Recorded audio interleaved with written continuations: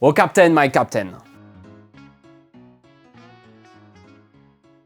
Bonjour à tous, aujourd'hui on parle du film Le Panache, sorti le 20 novembre et réalisé par Jennifer Devolder. C'est l'histoire de Colin, un collégien qui est bègue et qui arrive dans un nouveau collège, mais à cause de son handicap, il galère un peu à s'intégrer, les autres se moquent de lui, c'est la galère. Et il va faire la rencontre de Monsieur Devarso, qui est joué par José Garcia, qui est prof de français et qui anime aussi un atelier théâtre.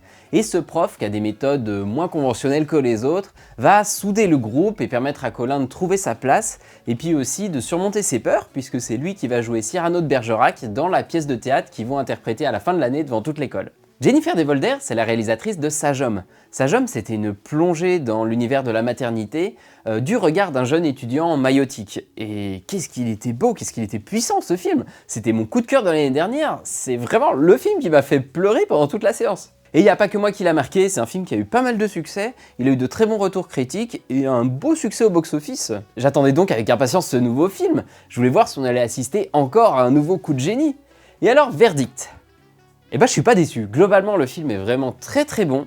Alors il y a quelques maladresses, on va en parler, mais globalement il y a quand même pas mal de choses super intéressantes qui fonctionnent, franchement c'est un super visionnage. Je vous parle de Sage Homme très vite, son précédent film. Grosso modo, il avait plu pour deux raisons. La première, c'est parce qu'il est super touchant, il est sincère. La plongée dans l'univers de la grossesse, de la maternité, de la naissance, c'était parfaitement réussi. Et la seconde, c'est que derrière son histoire un peu cliché du mec qui va rater médecine et du coup il se retrouve en école de sage-femme, le film est beaucoup plus profond qu'il en a l'air et il nous interroge, il nous sensibilise sur pas mal de trucs quand même. Il y a la place des hommes, la bureaucratisation de l'hôpital, les conditions des sages-femmes, la beauté, la violence de la naissance et j'en passe. Et maintenant, Le Panache. C'est exactement la même chose, mais appliquée au cadre scolaire. On va retrouver une histoire de base qui a l'air ultra cliché comme ça, mais en fait, qui possède de grosses qualités derrière. Ici, l'ambiance elle est super feel good. Tous les personnages sont super attachants et ils ont tous une personnalité qui est bien développée, ils sont bien travaillés. On est plongé dans ce collège, aux côtés de Colin, et ça marche de fou en fait. On s'attache aux différents élèves, à Monsieur Devarso, le prof de français. On a l'impression de faire partie de l'école. Tous les acteurs et les actrices font super bien le taf, les ados ils jouent super bien, et la famille italienne du côté de Colin, elle est aussi excellente. José Garcia en prof de français, il est très bon aussi, mais je crois que finalement j'ai été plus happé par le petit groupe de jeunes, les ados, que par le prof, même s'il y a quand même certaines scènes qui sont fortes, où tu le sens vraiment seul contre l'institution, et puis c'est un beau personnage, dans le sens où tu le sens très sûr de lui, très charismatique, alors qu'en fait, pas tant, il est totalement en position de faiblesse, il est ultra isolé dans cette école. Et moi, mon perso préféré, c'est Gary. Gary, c'est l'élève qui est beau gosse, qui est sportif, mais il est aussi intelligent, il est sympa, il est sensible, il sait absolument tout faire, il se rate absolument jamais. Gary n'a pas de défaut. Et on a tous un Gary dans notre entourage. Et bien évidemment, on déteste tous Gary. Donc de très bons personnages et une super ambiance. Et en plus, le film est aussi très drôle. Il y a beaucoup de petites phrases ou de petites réactions qui font sourire. Alors on n'est pas sur une pure comédie, mais pour le coup, c'est vraiment un film qui te donne le smile, qui te pousse à aller de l'avant. Du côté de la réalisation, on est sur des plans très serrés, avec beaucoup de gros plans sur des visages qui sont cadrés comme ça. C'est ultra immersif comme réalisation. On n'est pas sur des plans larges de fou, ou des plans drones qui vont faire des mouvements de malade. Non, là l'idée c'est vraiment plus de nous plonger du côté des jeunes, avec la caméra qui est souvent placée comme si nous-mêmes on était un jeune et qu'on voyait la scène depuis la classe. Donc on sort pas en se disant que la réal elle était incroyable, de fou et tout, mais elle participe activement à nous plonger dans cette histoire. Si l'ambiance elle fonctionne aussi bien, si on est aussi investi, c'est grâce à elle. Donc de mon côté, j'ai vraiment pas vu le temps passer. J'étais au collège avec les jeunes et j'aurais voulu que ça s'arrête pas. Alors après, je suis assez client de ce genre de film. Je crois que c'est l'héritage un petit peu Harry Potter, les films de ma jeunesse, où j'aime ce genre de film où tu vas suivre un petit groupe sur une année scolaire. Ici, à la fin de l'année, tu zigouilles pas de basilic, mais tu vas jouer Cyrano de Bergerac. Mais après, la vibe est la même. La bande, elle est cool, l'alchimie, elle est là, et on a envie de faire partie de l'équipe. Et voilà pour le premier point fort du film. Il est vraiment super feel good avec des personnages qui sont attachants. Mais il n'y a pas que ça. Derrière, c'est aussi un film qui questionne et qui dénonce pas mal. Déjà, le personnage principal, Colin, c'est un jeune qui est bègue. Donc on va voir à quel point ce handicap il peut être lourd à porter pour lui. Et c'est vrai que je crois qu'avant ce film, je m'étais pas vraiment rendu compte de la souffrance que ça pouvait générer. Enfin, je l'identifiais pas forcément au bon endroit. Parce que oui, en fait, tu galères à parler, c'est difficile, c'est chiant. Mais surtout, ça te prive de toute interaction de groupe, de toute spontanéité. Quand tu es dans une discussion à plus de 2 personnes, c'est quasi impossible de prendre la parole. Parce que le temps que tu formules ton idée, la conversation, elle avance. et t'es sans arrêt en retard, en décalé avec tout le monde. Donc derrière ce handicap, il n'y a pas que la souffrance un peu mécanique de ne pas réussir à parler, en fait c'est hyper violent psychologiquement parce que tu peux jamais partager le moment avec les autres. Donc bravo au film d'avoir réussi à l'illustrer aussi bien, et puis bravo à Joachim Arcegel de l'interpréter avec autant de justesse. Le bégaiement, c'est aussi bien sûr une porte d'entrée pour parler de la différence et du harcèlement qui peut en découler, des difficultés d'intégration, des relations entre les ados et l'importance de créer de bonnes dynamiques de groupe. Et ce que j'aime bien aussi avec cette idée de bégaiement, c'est qu'une des morales du film, c'est de nous dire que finalement, nous quand on n'a pas de soucis et qu'on peut parler librement, et ben du coup, on en profite surtout pour ne rien dire. C'est un peu l'histoire de ma chaîne en fait. Colin, lui, il est contraint de prendre le temps, il doit mesurer l'utilité de chaque mot.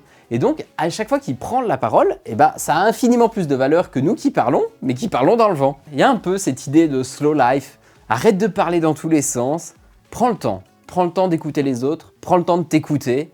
C'est pas Colin qui parle trop lentement, c'est nous qui parlons trop vite. Et le film s'arrête pas là, il va évoquer tout plein d'autres sujets. Alors, des fois il le fait de manière très subtile, et des fois c'est très appuyé. Par exemple, Colin il est propulsé dans un établissement scolaire privé d'enseignement catholique, et pour le coup, les cathos, ils prennent un peu cher. Alors c'est drôle, mais c'est un peu gratuit. Mais c'est drôle. Il y a un petit côté un peu, la vie est un long fleuve tranquille.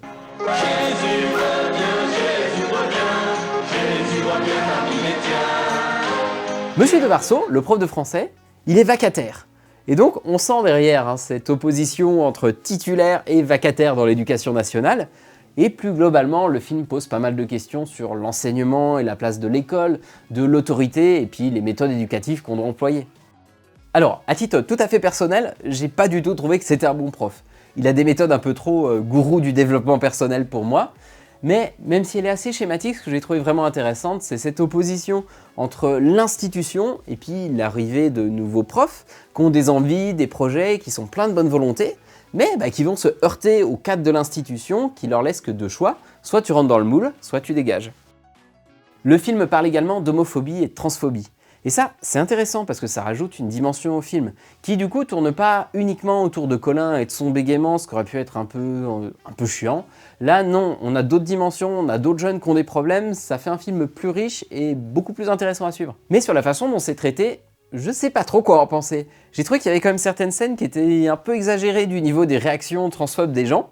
Alors, je veux pas vous spoiler, mais à un moment, De Marceau propose aux jeunes quelque chose concernant la pièce de théâtre, et là, t'as une levée de boucliers de fous, des parents d'élèves qui font les choquer, les profs, la direction, la psychologue. Donc, j'espère de tout mon petit cœur que c'est un petit peu exagéré et que dans le vrai monde de la réalité véritable, tout le monde serait pas aussi con, mais j'en suis pas certain du tout. Par contre, il y a aussi quelques scènes qui illustrent plus l'homophobie, mais l'homophobie un peu classique, enfin banalisée. Et celles-là, je les ai trouvées percutantes. Par exemple, Colin a un ami qui s'appelle Maxence et qui se questionne sur son identité de genre. Donc il se maquille, il met des bijoux et il peut mettre des robes. Et direct, la mère de Colin, pas de Maxence, de Colin, va s'imaginer des choses concernant la sexualité de son fils. Tout ça parce qu'il traîne avec quelqu'un qui est supposé gay. Et elle va en parler à Colin en lui disant « Mais tu sais, au collège, on peut avoir une période où on est attiré par les gens du même sexe que nous. Ça nous rassure, on connaît, on est un peu pareil. Mais c'est pas grave, hein. Et puis surtout, ça passe. » Dans son discours, il n'y a vraiment rien qui va, hein. Non, c'est pas grave d'être attiré par une personne du même sexe que toi. Non, ça passe pas forcément. Et puis, tu peux avoir un ami gay, ça fait pas de toi quelqu'un qui est attiré par les garçons. C'est vraiment, on est que sur des raccourcis à la con. Et d'ailleurs, même pour Maxence, l'ami trans de Colin, absolument rien, mais alors rien n'indique dans le film qu'il est attiré par les garçons. Il se sent peut-être une identité de genre femme, mais ça n'a rien à voir avec sa sexualité. Et pourtant, derrière son discours qui est un peu horrible, tu sens que la maman, elle n'est pas homophobe dans le fond. Elle essaye de dire ce qui lui semble juste, et elle a peur pour son enfant, tout simplement. Mais pour autant, ses propos, ils peuvent être super destructeurs quand même. Donc, ce genre de personnes qui semblent surtout habitées par des stéréotypes et des préjugés, ça serait débile, voire contre-productif d'aller les insulter. Mais ça peut être intéressant d'enclencher du dialogue, une discussion, échanger avec bienveillance sur « non, avoir un ami gay ne fait pas de toi un gay », et quand même c'est le cas, c'est pas grave. D'où l'intérêt de ce genre de film, justement, qui va illustrer avec justesse ces questions-là et permettre de créer de l'échange et de la réflexion.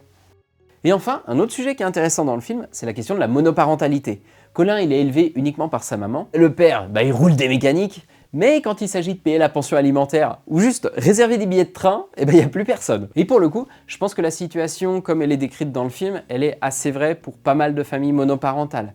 Je pense qu'il y a bien souvent, pas tout le temps hein, bien sûr, mais bien souvent, la maman qui va s'occuper de tout, qui va prendre la charge mentale, l'éducation, et à côté, le papa qui fout rien, qui va jusqu'à refuser de payer la pension alimentaire, mais ça va pas l'empêcher de se placer comme victime.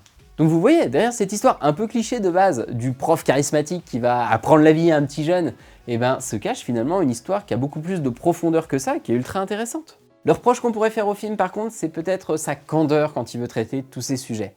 Le film s'engage sur beaucoup de choses, mais c'est très bien pensant, hein, c'est un peu lisse. On a les gentils d'un côté, les méchants de l'autre. Alors, c'est pas forcément un défaut, ça va donner au film ce petit côté attachant, ce petit côté tout mignon, mais voilà, il fait plus mignon que vrai. Je suis assez d'accord avec ça, et sur pas mal de choses, c'est vrai que le film a assez peu de nuances. Mais j'ai trouvé que c'était quand même rattrapé par la fin qui était un peu engagée, et qui fait questionner pas mal, et qui fait même questionner pas mal sur le bien fondé de tout ce qu'on a vu, de tout ce qui s'est fait.